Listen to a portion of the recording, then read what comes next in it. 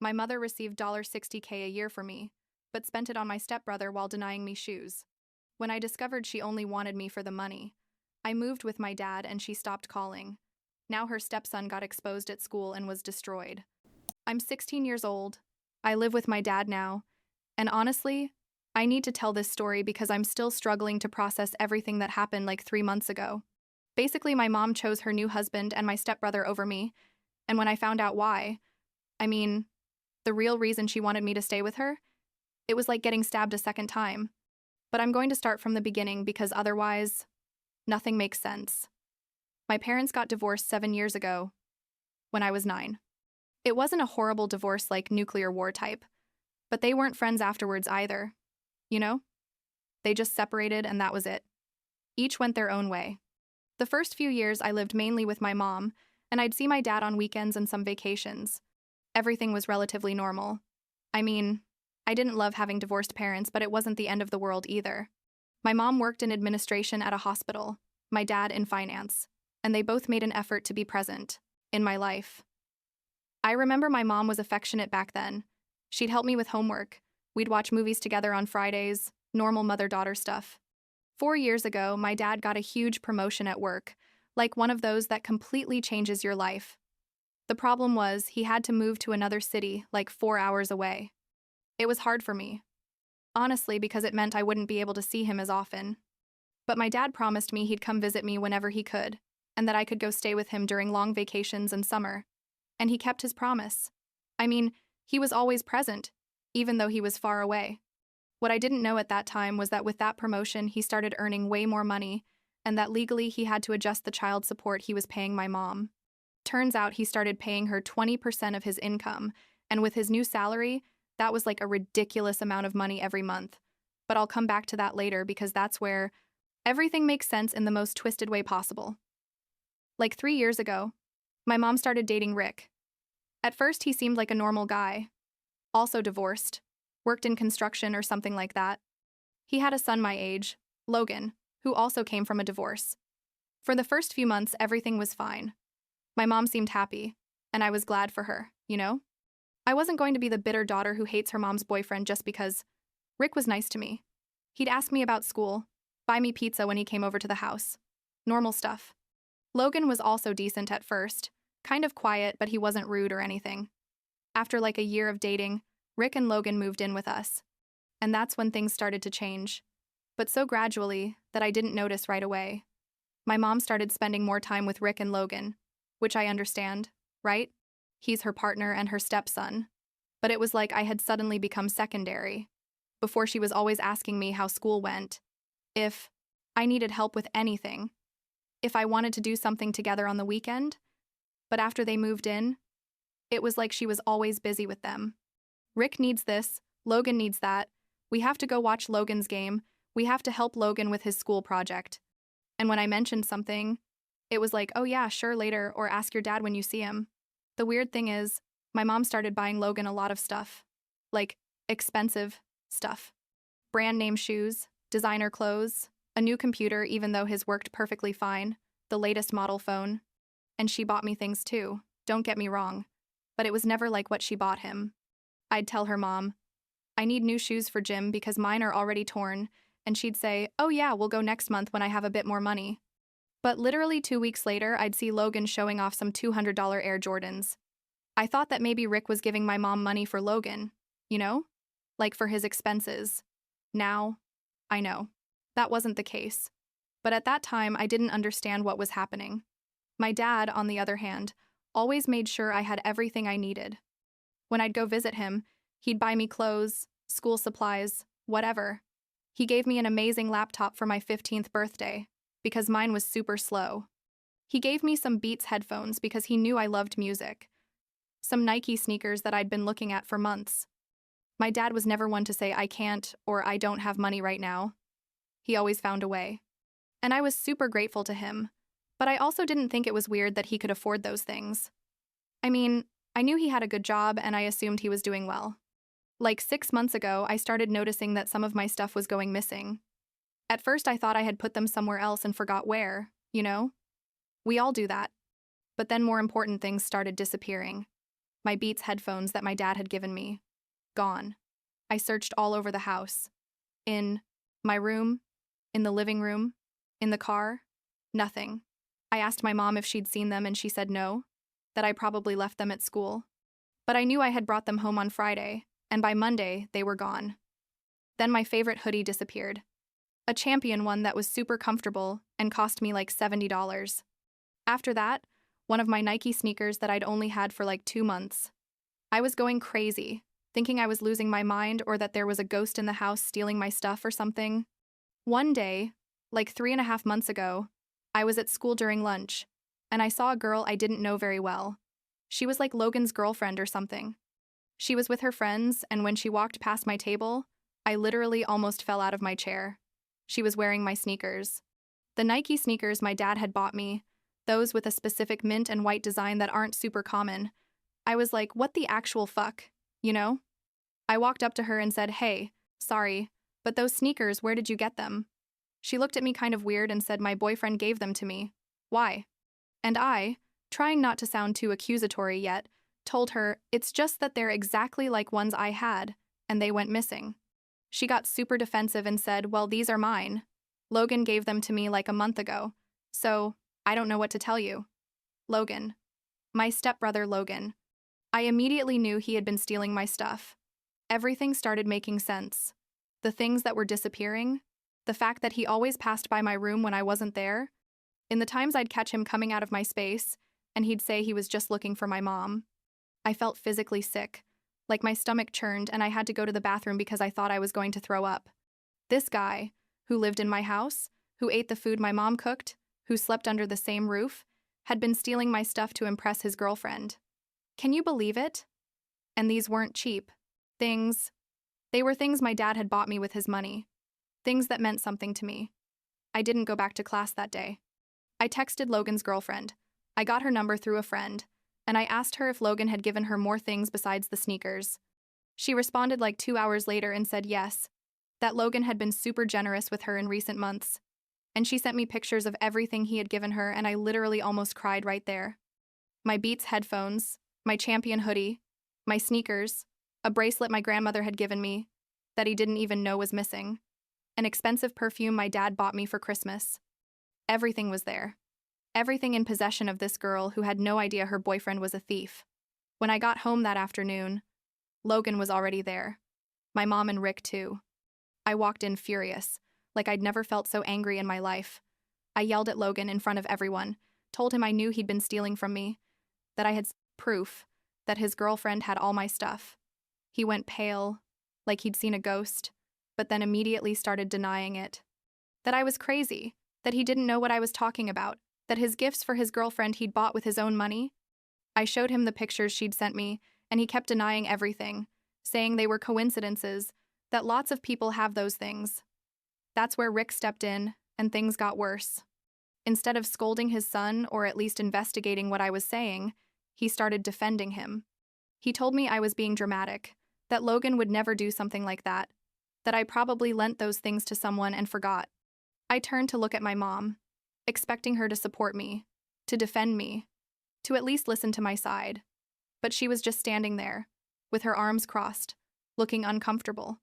I said, Mom, you know I'm telling the truth. I have proof. His girlfriend has my stuff. He stole them from me. And my mom, my own mother, told me I don't want to get involved in this. You guys have to resolve it among yourselves. I'm not taking sides. I'm not taking sides. Those words destroyed me more than everything else.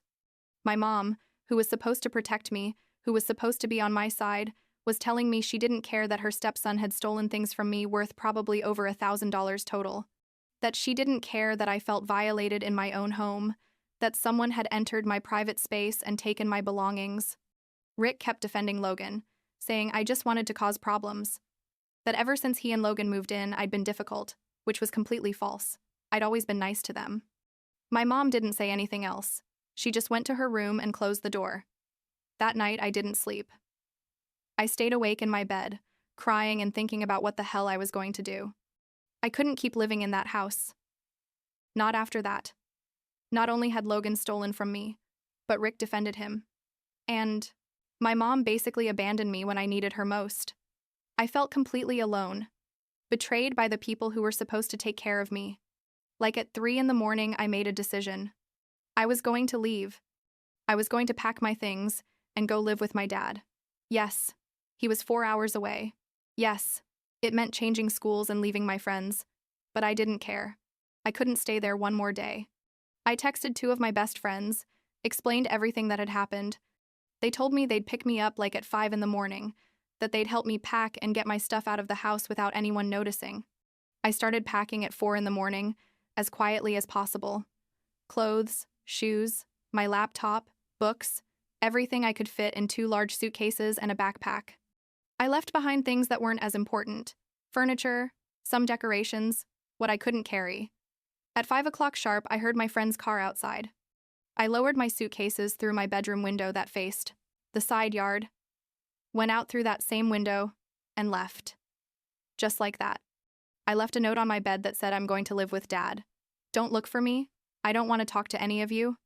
My friends took me to one of their houses, where I stayed until 7 in the morning, waiting for it to be a decent hour to call my dad. When I called him and told him everything, he was furious. Not at me, obviously, but at my mom, at Rick, at Logan. He told me not to move from where I was, that he was going to send an Uber to take me to a bus station and that he'd pick me up when I arrived in his city. But my friends said no, that they'd take me, that they weren't going to let me get on a bus alone in that emotional state. So we drove 4 hours, 4 full hours, and arrived at my dad's house like at 11 in the morning. My friends stayed for a while, met my dad, made sure I was okay, and then headed back. To this day, I'm infinitely grateful for what they did for me that day. My dad and I sat down to talk for hours. I told him everything in detail. About the stolen stuff, about Logan's girlfriend, the confrontation, my mom's reaction. He was beside himself with rage, but he stayed calm for me. And then he told me something that left me frozen. He said, "Madison, there's something you need to know about your mom and about money." Turns out, when he got his promotion 4 years ago and started earning much more, the court ordered him to pay my mom 20% of his income as child support. My dad earned, and still earns, a lot of money. We're talking about him depositing like $5,000 a month to my mom. I mean, $60,000 a year, just for me. For my maintenance, my clothes, my food, my school expenses, everything. I was in shock. $60,000 a year. And my mom was telling me she didn't have money to buy me new shoes for gym? She made me feel guilty for asking for things while she bought Logan everything he wanted? My dad explained to me that technically he couldn't control what my mom spent that money on, that the law assumes parents will use child support for the child's benefit, but that there isn't much oversight. He told me he'd suspected for a while that my mom wasn't using all that money on me, especially because every time I went to visit him, he noticed my clothes were old or that I was missing basic things, but that he had no way to prove it, and that every time he tried to talk to my mom about it, she'd get defensive and tell him not to get involved in how she managed her finances. Everything started making sense in the most horrible and twisted way possible. My mom had been using the child support my dad gave her for me on Rick and Logan. That's why Logan had all those expensive things. That's why my mom could afford to give him everything he asked for. She was using my money, the money my dad sent specifically for my maintenance, to spoil her stepson. And that's why she didn't want to defend me when I discovered Logan was stealing from me. Because if she made a big deal and I decided to leave, she'd lose those $5,000 monthly dollars that she'd been misappropriating for years. I told my dad I wanted to stay with him permanently, that I didn't want to go back to my mom's ever again. My dad told me he was going to start legal proceedings to modify custody, that he was going to fight for primary custody and for my mom to only have visitation. He explained that given I was already 16 years old, the judge would probably consider my opinion about where I wanted to live, and that with what had happened, we had a strong case. We started the legal process like a week after I arrived at his place. When my mom received the court papers, she called me for the first time since I left. Not to ask me how I was, not to apologize, not to try to fix things. And she called to yell at me about how dare I do this to her, that she was my mother, that I owed her respect and loyalty.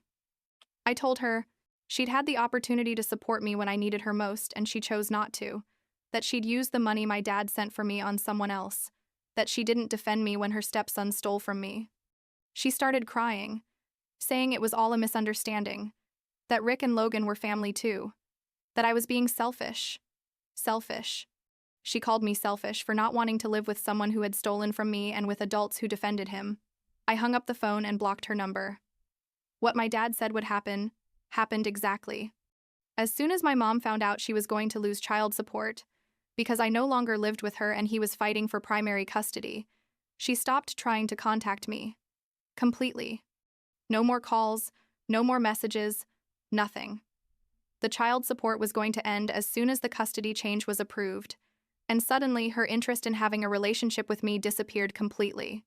That hurt more than I thought it would. Honestly, a part of me still had hope that maybe she really missed me, that maybe she regretted what happened. But no, she only cared about the money. I was just a $5,000 monthly check to her. Meanwhile, at my old school, Logan's girlfriend found out the whole truth. I don't know exactly how she found out all the details. I think someone told her, or maybe Logan confessed in a moment of guilt. I don't know. But what I do know is that she was furious. One of my former classmates sent me a video that went viral at school.